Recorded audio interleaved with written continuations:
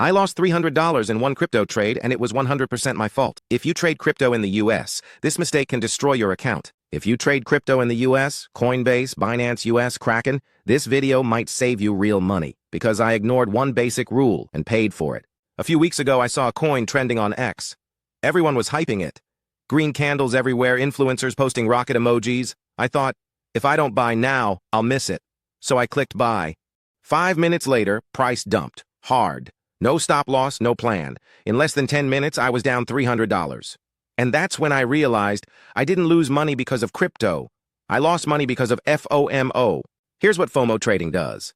You buy late, you buy emotional, you buy without risk management. And when price drops, you don't exit because you're hoping. Hope is not a strategy. Most US traders use market orders. They see green candles and hit buy instantly. But here's the truth.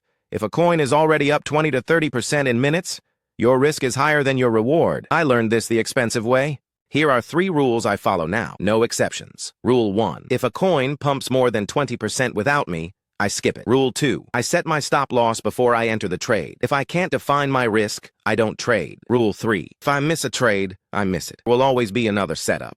This mindset alone changed my trading. Profitable traders aren't faster. They're more patient.